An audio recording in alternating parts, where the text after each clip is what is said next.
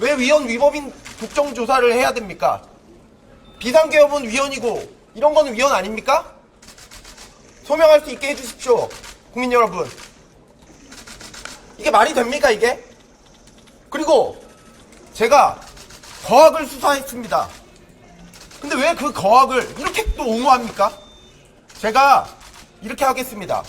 만약에 특검에 의한 공소 취소 안 한다 약속해 주시면 지금 바로 선서하겠습니다.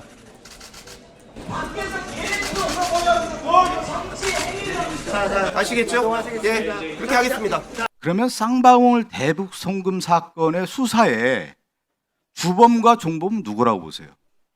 저는 박상용 검사가 이 수사의 종범입니다. 주범은 다른 사람이 있겠죠. 검찰의 수사의 체계 구조상 그럴 것 같습니다. 제 의견에 대해서 어떻게 생각하세요? 박상용 검사는 그냥 칼잡이로 지금 역할을 한 거예요. 그 뒤에 누가 있는 겁니다. 네, 그리고 예, 말씀해 보세요. 그 점에 대해서 지금 박상현 검사가 수사하는 방식은 예. 크게 잘못된 것이라고 생각하고요.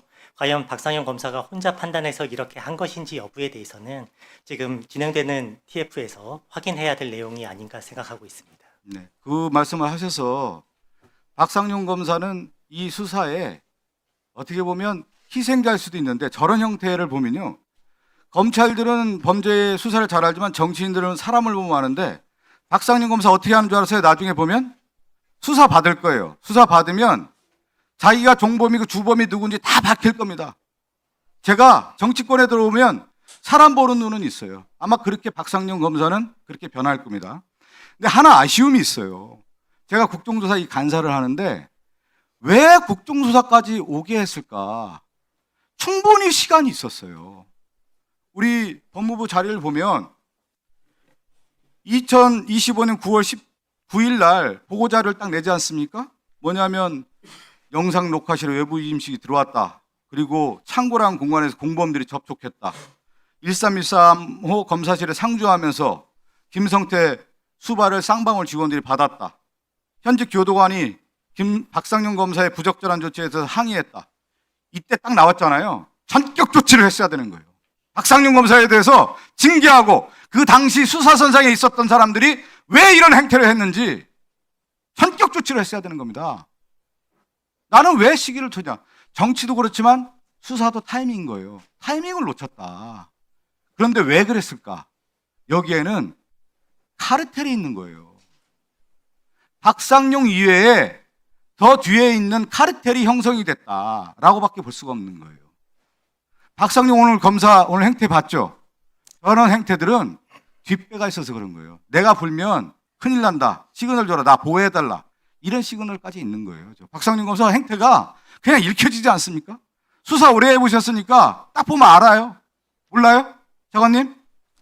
저런 행태가 나오지를 않죠.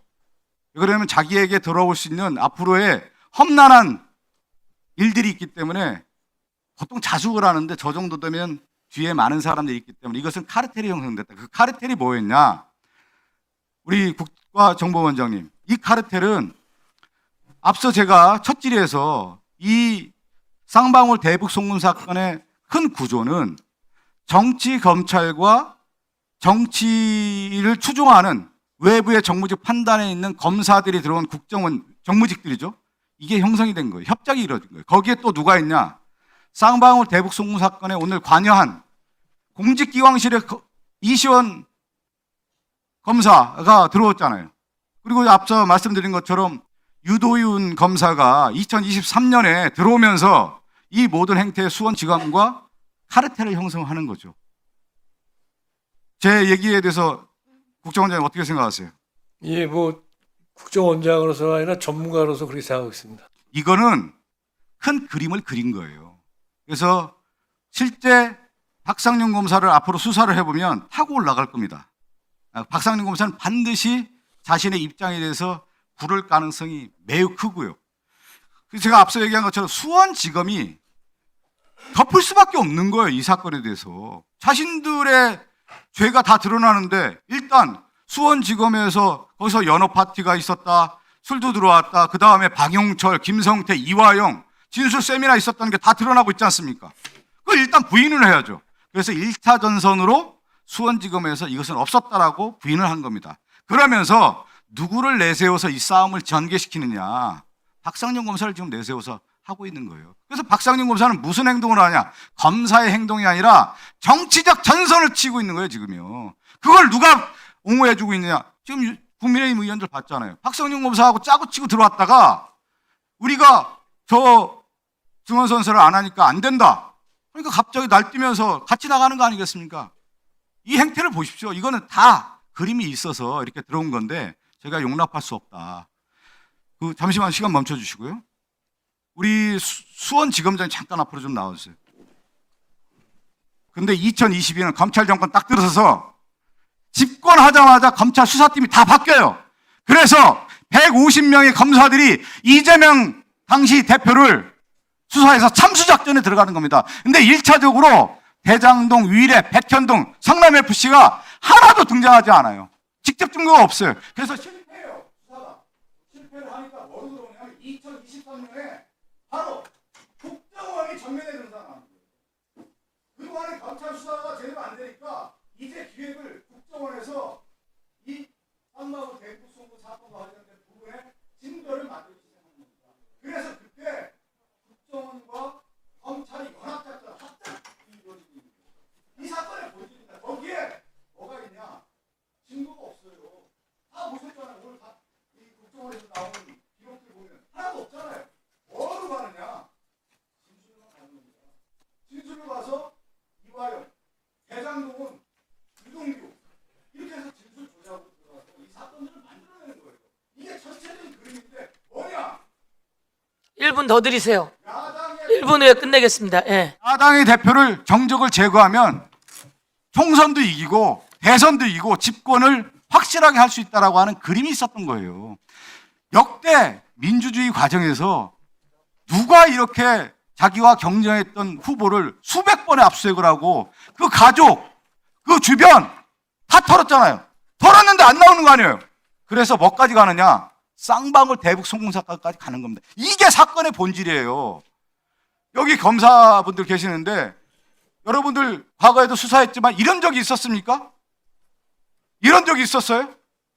그래서 여기까지 온 겁니다. 제가 일장 연설을 하는데 이 사건의 본질을 아시라는 거예요. 박상용을 수원지검에서 이재명을 죽이라라고 하는 전제로 보냈다고 하면 그냥 수뇌부라고 표현하기 어렵지 않습니까? 검찰 수뇌부가 자기들이 알아서 죽여줍니까? 결국 용산 대통령실과 연관이 돼 있다. 오늘 이시원의 등장이라는 것이 그것과 매우 밀접하다고 우리는 의심을 가지고 해야 될 것 같거든요. 네네. 어떻게 보십니까? 검찰의 인사권은 대통령에게 있습니다. 네. 일반 공무원이랑 달라요. 그렇다고 하면 박상용이 그리고 감찰 부서에 있었던 검사가 느닷없이 특수부로 내려오는 것은 매우 이례적인 상황입니다.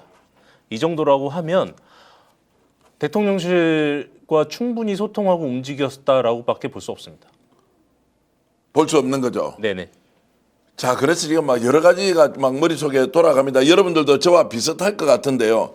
야, 이거 어떻게 지금 수사해야 되지? 국정조사 과정에는 수사를 바로 진행할 수 없나? 긴급체포 또는 압수수색 할 수 없나?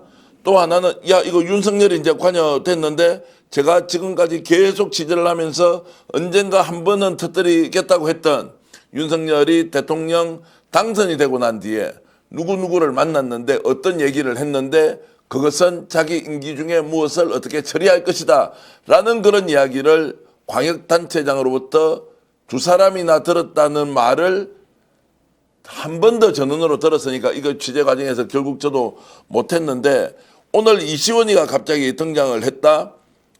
윤석열 대통령실에서 그러면 이것을 이시원이가 위에 보고하지 않고 알아서 국정원에 이런저런 협조를 하라고 했을 리가 없잖아요. 불가능하죠. 불가능하지. 그건 안 되는 거예요. 네네. 그러면 용산이 등장했고 이시원이가 나왔다고 하면 그 위에는 누구냐? 지금은 우리가 바깥에서 한동훈이 뭔가 주도하고 기획했을 것이다 라고 하는 생각이 있었는데 한동훈의 선을 이미 넘어섰을 수도 있다. 맞습니다. 그러면 결국 정점에는 윤석열과 윤석열 비서실장 그리고 김주현 민정수석 그리고 이시원 공직기강 비서관 국정원, 검찰 이제 이런 식으로 그림이 그려지고 있다면 야 이거 지금 어떻게 해야 되나? 특검은 그러면 가면 되겠나? 이것들 정말로 용서할 수 없는 수준의 사실이 드러나고 있고 그 증거가 지금 하나하나 나오고 있는데 자 어떻게 대응할지 좀 더 두고 봐야 하는데 결국에는 드리머님이 이런 말씀 주셨네요. 조작 기소 인간 살인자다. 뭐 이런 말씀도 해 주셨고요. 트라이님도 의견을 주고 계시는데요. 야 이거 지금 국정조사 오늘 첫날인데 이렇게 나온 걸로 보면 이제 일파만파가 아니라 핵폭탄급의 새로운 사실들이 드러나면서 판도를 완전히 뒤엎는 상황까지 갈 수 있겠다고 생각이 듭니다. 오후에 박상용 검사가 나왔을 때 이런 부분을 어떻게 이야기할지가 더더욱 궁금해지는데요. 어떻게 전망을 하십니까? 박상용 검사 답변할 도리가 없습니다. 답변할 도리가 없고요. 사실은 뭐 질문과 상관없는 얘기긴 하지만 박상용 검사는 오늘 청문회 출석 끝나면 바로 긴급 체포돼야 됩니다. 그렇게 돼야 한다. 예. 자, 저 정도 내용이면 긴급 체포돼야 한다. 그렇죠. 국정원에서 지금 천만다행으로 그 자료는 다 폐기하지 않았다는 것이 얼마나 다행스러운가 이 생각이 좀 들거든요. 그 천만다행이죠. 그것까지는 폐기가 안 되는 모양이죠. 만약에 국정원에서 윤석열 정권 지하에서 국정원이 예. 이런 선별적인 자료만 주고 그리고 실제 무죄를 입증할 만한 자료는 다 빼버렸다라고 하는 것을 보관하지 않았다면 그건 아마 국정원 시스템상 불가능한 것이다. 뭐 이런 생각이 언뜻 들기도 하고요. 사실은 결국은 이 무죄가 선고되긴 했지만 관련 자료를 폐기했다는 의혹으로 수사받고 기소됐던 분이 박지원 의원이잖아요. 예. 그러니까 국정원 문건 폐기는 그만큼 중대한 사안인 거고, 그거 사실 여기서 제가 한 가지 좀 말씀드리고 싶은 게 하나 있는데, 아까 얘기한 이종석 장관이 얘기했던 해당 보고서들이 있잖아요. 네. 그 보고서들이 지금 이화영 재판부에 제출돼 있습니다. 저희 변호인들이 문서 제출 명령을 신청을 했고, 예. 거기에 따라서 국정원이 제출을 했는데, 이 재판부가 이것에 대한 열람 등사를 또 보류시켜놨어요. 아, 이게 이번에 처음 나온 게 아니라 이 수사 과정에서 변호인단, 이화영 부지사의 예. 변호인단이 그걸 다 제출해 달라고 해서 국정원이 제출을 해줬는데 네네. 열람 등사해 달라. 우리한테도 피고인의 방어권을 위해서 복사해 가자라고 하니까 그것은 동의하지 않았다. 그거를 재판부에 또 보류해놨습니다. 이게 똑같은 일이 얼마 전에 그 법무부의 수원 구치소 감찰 자료, 네. 이것도 재판부가 보류를 해서 제출된 다음에 서너 달이 지나고 나서야 결국은 그 변호인이 입수를 했었는데, 지금 국정원 자료도 지금 재판부에서 또 보류를 해서 똑같은 상황이 발생하고 있습니다. 이재명 대통령의 숨통을 끊으려 했던 추악한 배우의 실체가 드러나고야 말았습니다. 털어도 나오는 것이 없자 대북송금이라는 억지 드라마를 짜맞추다가 결국 희대의 정치 사기쇼였음이 밝혀지고야 말았습니다. 박상용이라는 일개 칼잡이는 도대체 누구 들으란 듯 거악 운운하며 아직도 목이 뻣뻣하게 큰 소리를 내고 있는 걸까요? 아내의 비리를 덮고 정적을 짓밟기 위해 검찰 권력을 총동원한 용산의 심장부가 있었을까요? 이 범죄 카르텔의 배후를 밝혀 관련자들은 심판을 받아야 할 것입니다. 박상용의 배후가 누구인지 여러분의 생각을 댓글로 남겨주세요. 그리고 검찰 개혁이 철저히 이루어져야 된다 생각되시면 구독과 좋아요 부탁드립니다.